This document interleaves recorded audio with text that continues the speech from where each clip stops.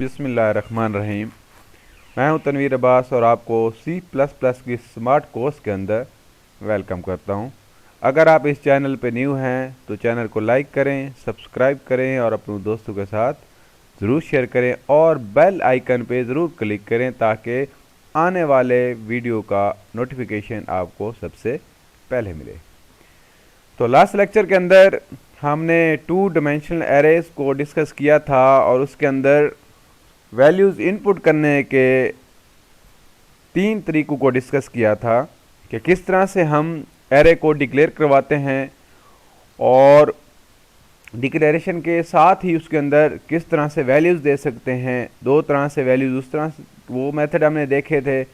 एक आप individual indexes के ऊपर जाके वैल्यू को स्टोर करवाया, तो वो काम जो था इंतहाई लेंथी था, टाइम कंज्यूमिंग था, कोड जो है लाइन ऑफ कोड ज़्यादा हो जाते थे। तो आज हम जो है 2 डायमेंशनल एरेज के अंदर फॉर लूप को इस्तेमाल करते हुए वैल्यूज़ को स्टोर करना, इनपुट करना और आउटपुट करना सीखेंगे।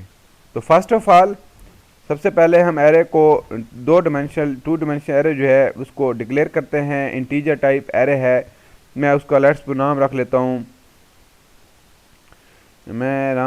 जी स्टूडेंट्स नाम से एक एरे है, उसका मैं साइज़ कहता हूँ जी, उसमें 3 रोज़ हैं और उसके अंदर जो है वो मैं 3 ही कॉलम्स कर देता हूँ।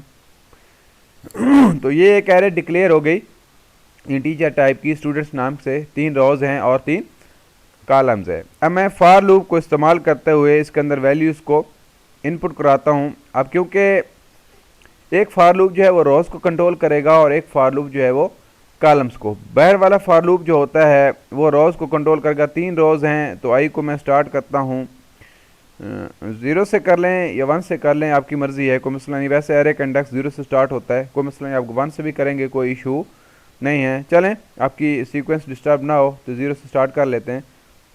0 से स्टार्ट किया और मैं कहता हूँ आई की वैल्यू जो है वो 3 से कम रहे, तो मतलब 0 1 2 3 दफ़ा लूप आपका चलेगा, ठीक है।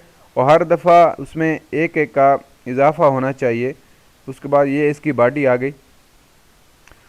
उसके बाद जी ये लूप जो है 3 दफ़ा चलेगा। पहली दफ़ा आई की वैल्यू 0 होगी तो पहली रो के लिए, और अंदर वाला लूप उस वक्त तक चलता रहेगा जब तक अंदर वाले लूप की कंडीशन गलत नहीं होगी। तो अंदर वाला एक और लूप ले लेते हैं, इसको नेस्टेड लूप कहते हैं। एक फॉर लूप के अंदर जो दूसरा फॉर लूप हम लगा दें उसको कहते हैं नेस्टेड फॉर लूप, या एक लूप के अंदर दूसरे लूप को नेस्टेड लूप कहेंगे, ठीक है जी।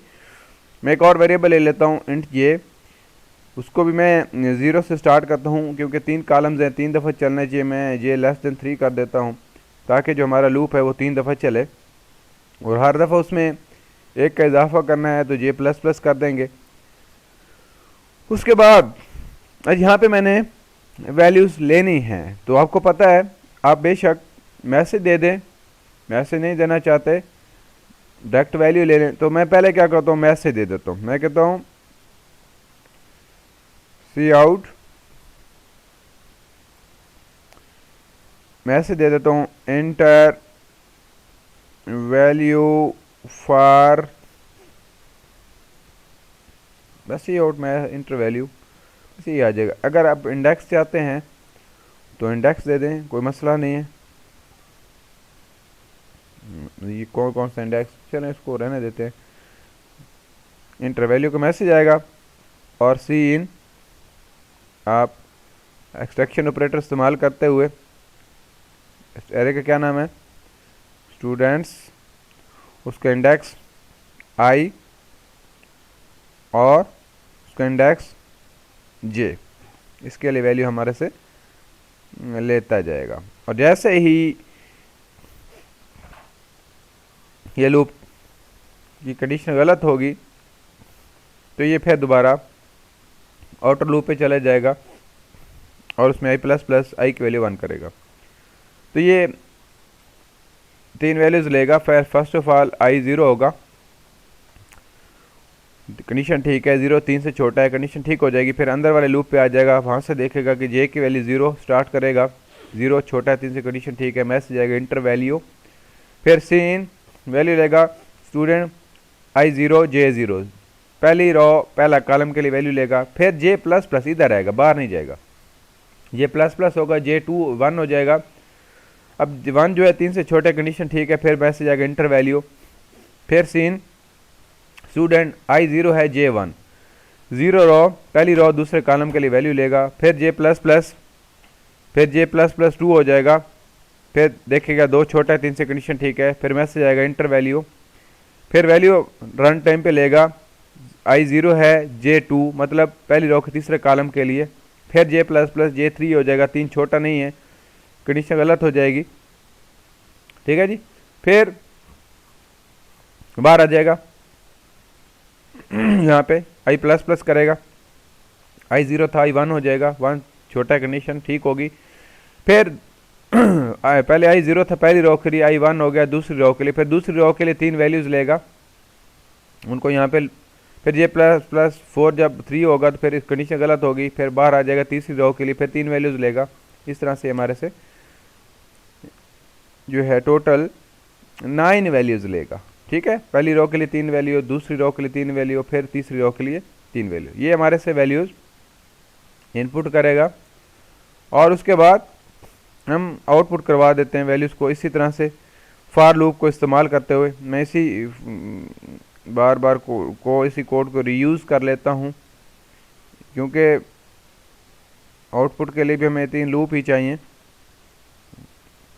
मैं इधर एक मैसेज दे देता हूँ वैल्यू डिस्प्ले करवाने से पहले कि see out values stored in 2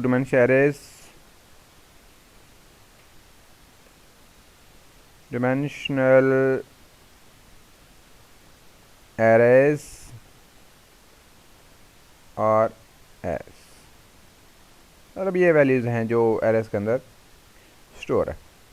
message आएगा, एंटर लगा देते हैं। एंटर क्या करेगा, कंट्रोल को नई लाइन पे मुंतकिल कर देगा और उसके बाद यहाँ पे हमने वैल्यू आउटपुट करानी है, वैल्यू इनपुट नहीं करवानी, तो सी आउट वैल्यू मैसेज दे देते हैं इज, कौन सी वैल्यू, ये वाली वैल्यू, कौन सी, स्टूडेंट्स के जो इंडेक्स नंबर आई और इंडेक्स नंबर जे पे पड़ी होगी। और वैल्यू डिस्प्ले कराने के बाद उसको मैं नई लाइन, मैं चाहता हूँ कि एक लाइन पे एक वैल्यू डिस्प्ले करे और एंटर नई लाइन पे मुंतकिल हो जाए। तो इस तरह से हम फॉर लूप को इस्तेमाल करते हुए वैल्यूज़ रन टाइम के ऊपर इनपुट भी कर सकते हैं और आउटपुट भी कर सकते हैं। तो हमने सिंपली क्या किया, एक एरे ली स्टूडेंट्स नाम से, 3 रोज 3 कॉलम्स, 3 वैल्यूज़ को स्टोर करेगा। एक मैंने आपको पहले बताया बाहर वाला फॉर लूप रोज को कंट्रोल करेगा और अंदर वाला फॉर लूप कॉलम्स को। बाहर वाले फॉर लूप की एक वैल्यू आई 0 के लिए ये जे 0 से 3 तक चलेगा, 2 तक मतलब 3 दफ़ा चलेगा। फिर जब ये लूप गलत होगा तो बाहर आई प्लस प्लस, फिर आई 1 हो जाएगा, फिर उसके लिए 3 दफ़ा चलेगा, फिर आई प्लस प्लस आई 3 हो जाएगा, 2 हो जाएगा सॉरी, तो उसके लिए ये जे 3 दफ़ा चलेगा। फिर जब ये आई प्लस प्लस 3 हो जाएगा, नीचे गलत हो जाएगी तो ये बाहर आ जाएगा और इस पर एक बार जो लिखा हुआ है सी आउट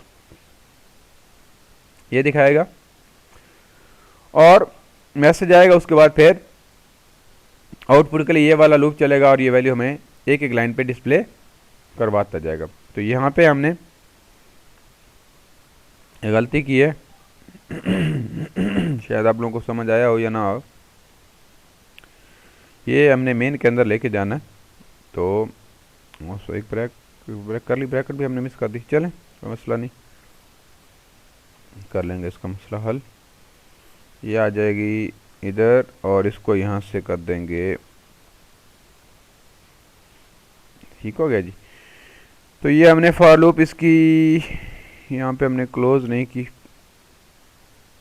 क्योंकि ये देखें ना, ये पहले है तो ये आखिर पे क्लोज होगी, ये उसके बाद अंदर है तो ये इसके बाद ये वाली इसकी क्लोजिंग आ गई, ठीक है जी। तो ये है आउटपुट के लिए, इसके लिए ये इसकी थी और ये यहाँ पे क्लोज हुई इसकी ये थी तो ये यहाँ पे, और ये हमारे पास जो मेन की है वो लास्ट पे है आई थिंक, नहीं है, तो इसका मतलब है मेन वाली भी हमें यहाँ पे डालनी पड़ेगी। ठीक है जी, अब इसको मैं कंपाइल करता हूँ, देखते हैं जी कोई एरर तो नहीं है। इसके बाद देखते हैं जी उसकी आउटपुट, लें जी वैल्यू मांग रहा है पहली, ये आपका पहला फॉर लूप का कोड काम करे। इंटर वैल्यू i0j0, मैं कहता हूँ 12, इंटर करता हूँ, फिर i0j1, फिर i0j2, पहली रो का तीसरे कॉलम की वैल्यू। ठीक हो गया जी। उसके बाद अब दूसरी लाइन पे आ चुका है, ठीक है, i1j0, i1j0 के लिए मैंने वैल्यू नहीं दी। उसके बाद j1 के लिए i1j1, मतलब दूसरी रो की दूसरी वैल्यू, दूसरी रो की तीसरी वैल्यू, अब तीसरी रो पे आ चुका है, तीसरी रो की पहली वैल्यू मांग रहा है, मतलब i2j0, i2j1, तो ये हमारे पास वैल्यूज आ गई। ठीक है जी। तो इस तरह से हम एरेस के अंदर रन टाइम के ऊपर यूजिंग फॉर लूप वैल्यूज़ को किस तरह से स्टोर करवा सकते हैं और किस तरह से आउटपुट ले सकते हैं। तो उम्मीद है आपको इस लेक्चर की समझ आई होगी। अगर कोई क्वेश्चन हो तो कमेंट ज़रूर कीजिएगा ताकि आपके क्वेश्चन को सॉल्व किया जा सके। तो नेक्स्ट लेक्चर तक अपना ख्याल रखिएगा और वीडियो को लाइक और सब्सक्राइब ज़रूर कीजिएगा और अपने दोस्तों के साथ ज़रूर शेयर कीजिएगा ताकि उनको फ़ायदा हो। तो नेक्स्ट लेक्चर अपना ख्याल रखिएगा। ओके, अल्लाह।